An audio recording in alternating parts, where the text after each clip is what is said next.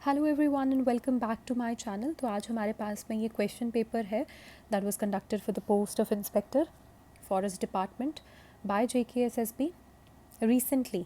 ये 2026 में ही हुआ है हमारे पास में एग्ज़ाम। तो आज हम थोड़ा सा इसको डिस्कस कर लेंगे। इसका जो इंग्लिश सेक्शन है हमारे पास में, इसको हम थोड़ा सा देख लेंगे ताकि हमें एक पैटर्न का आइडिया लग जाए कि JKSSB रिसेंटली किस तरीके के क्वेश्चंस जो है वो इंग्लिश में पूछ रही है, हमें कितना टाइम डिवोट करना है इंग्लिश सिलेबस को और हमारी तैयारी कितनी है एंड अकॉर्डिंगली हम कैसे इसको प्रिपेयर करें। अगर मैं आपसे बात करूं तो हमारे पास में इंग्लिश सेक्शन जो है वो उतना ज़्यादा डिफ़िकल्ट JKSSB में नहीं आता है। अगर आपके बेसिक्स थोड़े से क्लियर हैं, आपको रूल्स पता हैं, तो आप मैक्सिमम इसमें स्कोर कर सकते हैं। तो यहाँ पर हम फर्स्ट क्वेश्चन देख लेते हैं। First question is what does the idiom break the ice mean.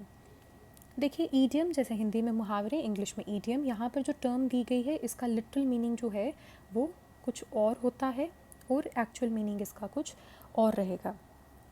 यानी कि ब्रेक द आइस का लिटरल मीनिंग होता है बर्फ़ तोड़ना, बट ब्रेक द आइस जब हम इंग्लिश में कहते हैं इस ईडियम का मतलब कुछ और है। जब बहुत सारे लोग इकट्ठे होते हैं और एक ऑकवर्ड साइलेंस होता है तो उस साइलेंस को तोड़ने के लिए जब हम कोई छोटी मोटी कॉन्वर्सेशन स्टार्ट करते हैं उस चीज़ को हम ब्रेक द आइस बोलते हैं।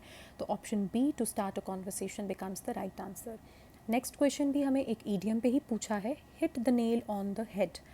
थोड़ा सा आपने पढ़ना है कि क्या लिखा है।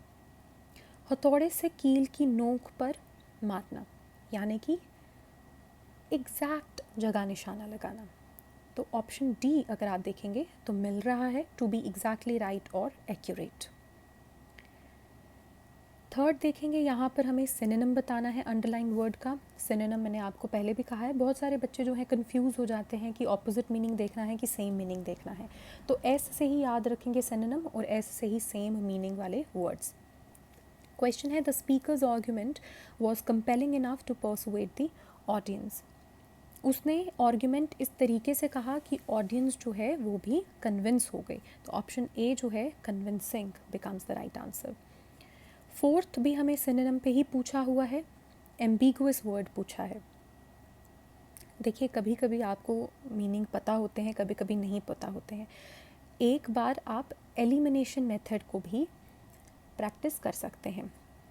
लीविंग द ऑडियंस कन्फ्यूज्ड, आपने कुछ ऐसी बात कही जिससे ऑडियंस कन्फ्यूज्ड है, तो आपने कोई क्लियर बात तो नहीं की होगी।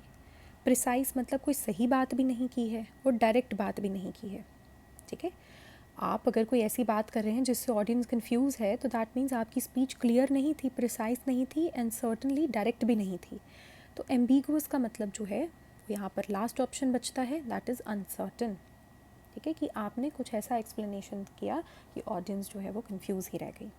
फिर है हमारे पास में रीअरेंज करना है हमने। पहले हम ऑप्शन ही पढ़ लेंगे। Often determines the success of collective efforts. फिर है effective leadership by aligning individual goals with a shared vision and purpose. तो यहाँ पर हमें इतना समझ आ रहा है कि कुछ इफ़ेक्टिव लीडरशिप की बात की जा रही है। यहाँ पर आप अगर ऑप्शंस देखो तो 2 ऑप्शन क्यू से स्टार्ट है और 2 ऑप्शन पी से स्टार्ट है। अगर पी वाला ऑप्शन हम देखेंगे तो वो स्टार्ट होगा ऑफ्टन डिटरमाइंस द सक्सेस, तो आप देखेंगे कि ये सही स्टार्ट नहीं है। तो इन 2 को एलिमिनेट कर दीजिए, तो 50% पे तो आप वैसे ही पहुँच गए। फिर आप क्यू पी है या क्यू आर है। तो effective leadership often determines the success of collective efforts by aligning individual goals with a shared vision and purpose। तो ऑप्शन ए जो है हमारे पास में बिल्कुल सही बनता है। फिर हम क्वेश्चन नंबर 6 पे आ जाते हैं। क्वेश्चन नंबर 6 भी जो है रीअरेंज करना है हमने। यहाँ पर है, can not be address through isolated actions, complex environmental problems that require coordinated global efforts but demand long term strategic planning. तो यहाँ पर हमें ये पता चल गया है कि बात हो रही है एनवायरमेंटल प्रॉब्लम्स की, तो स्टार्ट भी यहीं से ही होगा। तो पी वाले ऑप्शंस को हम यहाँ पर भी एलिमिनेट कर देंगे। Q, complex environmental problems that require coordinated efforts can not be addressed through isolated actions. ठीक है, तो ऑप्शन बी जो है वो सही हो जाएगा कि जो भी हमारे पास में कॉम्प्लेक्स एनवायरमेंटल प्रॉब्लम्स हैं इनके लिए ग्लोबल एफर्ट की ज़रूरत है आइसोलेटेड एक्शन से आप नहीं कर सकते, ठीक है। इसके लिए हमें सबको साथ में आना है और एक लॉन्ग टर्म स्ट्रेटेजिक प्लानिंग रखनी है। Okay, question number 7 is I am going to dash concert, I am going on a concert, no I am going an concert, no I am going to a concert. A option जो है वो बिल्कुल सही है।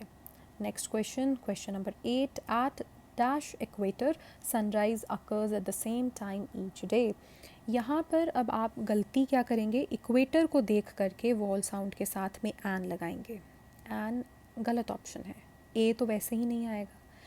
Equator basically हमारे पास में एक स्पेसिफिक लाइन है जो 0 डिग्री से क्रॉस करती है, ठीक है। तो इसीलिए स्पेसिफिक चीज़ों के साथ हम द लगाएंगे। Correct option becomes option number B, at the equator sunrise occurs at the same time each day. Okay, moving to question number 9.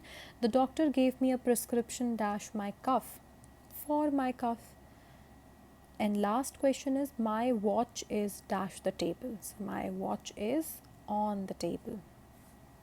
So I hope this was helpful. Do like, share and subscribe to my channel, and in the next video we'll take up the next question paper that was conducted by JKSSB recently. Thank you so much.